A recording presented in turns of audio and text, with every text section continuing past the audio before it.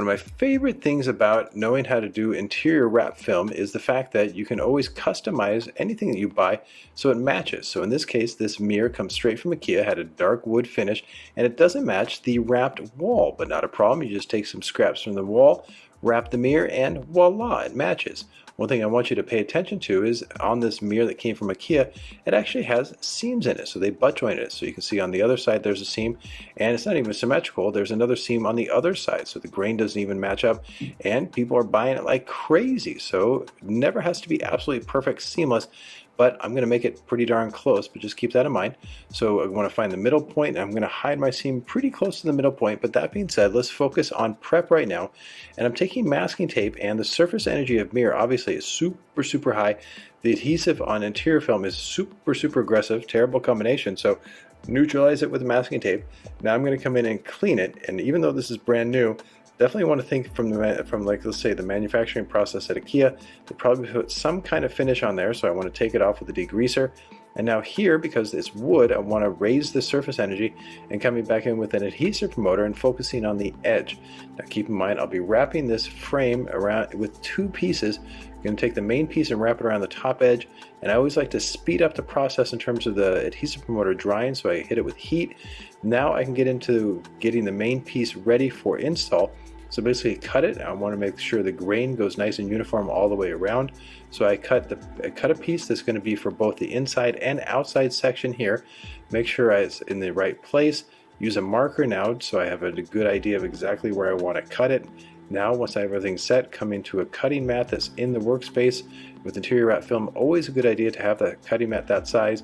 Now I'm going to prep the edge where it wraps around from the inside to the outside, and because it's interior wrapping film, keep in mind that the knifeless tape that I'm using is precision line. So this has that wire, so it cuts extra clean. Has a little extra wide green tape too, which I like because I want to make sure that this comes and wraps around a solid almost 1/4 inch or about a 1/2 centimeter around from the top edge. So once everything's set in terms of the precision line right now, I'm going to put a little piece of masking tape just to remind me which one I need to pull first. So just a little quick tab right there, and now good to go for the install.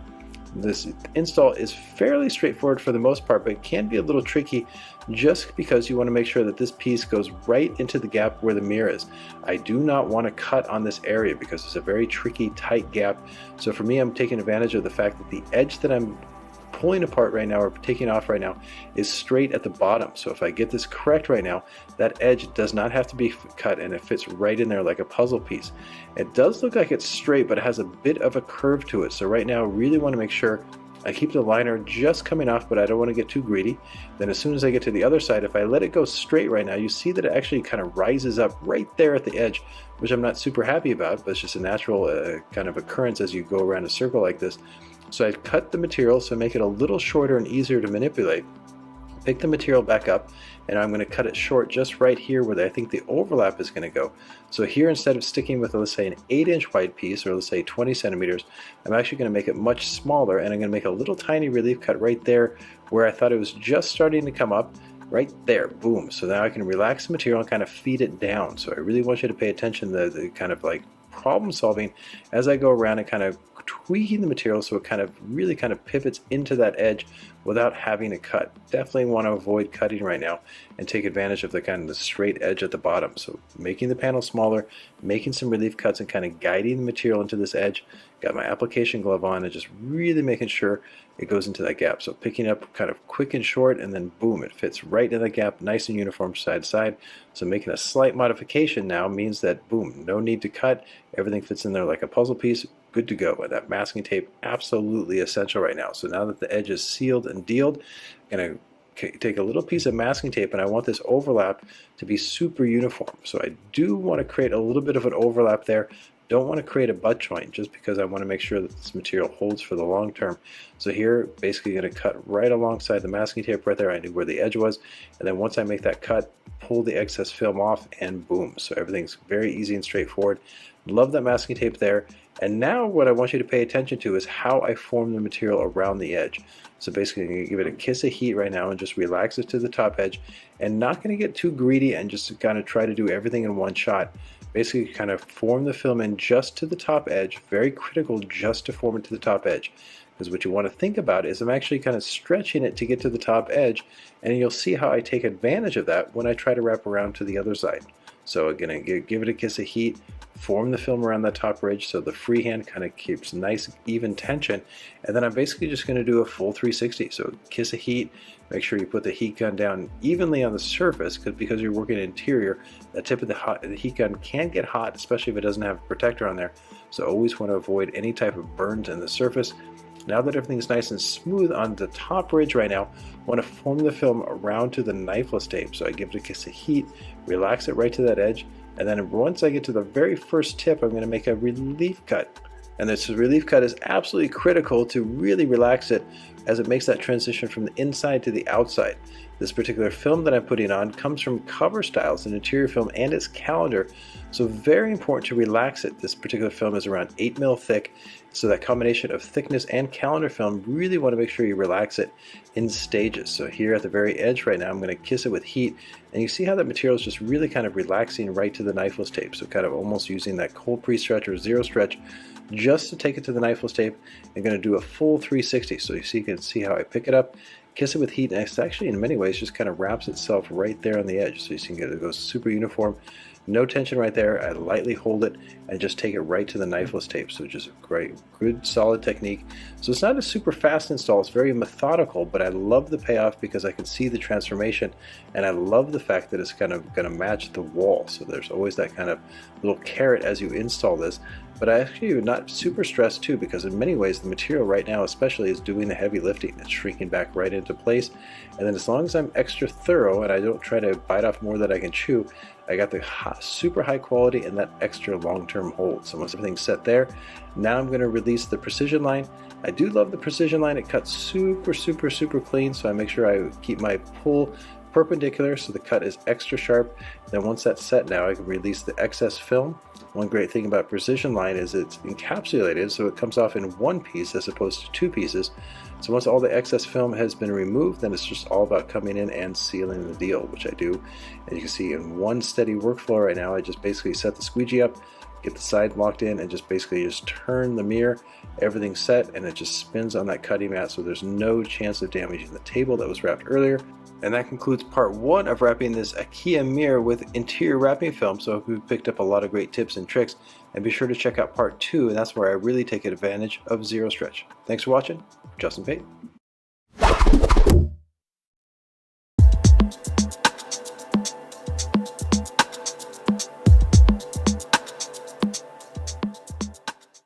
Part two of wrapping this IKEA mirror with interior wrap film so that it matches the wall that was wrapped with interior wrap film. The focus is going to be on the outside, and I really want you to appreciate zero stretch right now. So cleaning it with a degreaser just to make sure the surface energy is nice and high, applying a little bit of adhesive promoter to the inside portion, and notice that I have to wrap around from the outside of the mirror to the back side about 1/8 of an inch. That's a 90-degree turn drop off, which can be difficult with interior wrapping film if you don't know about zero stretch. But if you do know about zero stretch, it's going to be quite easy and straightforward.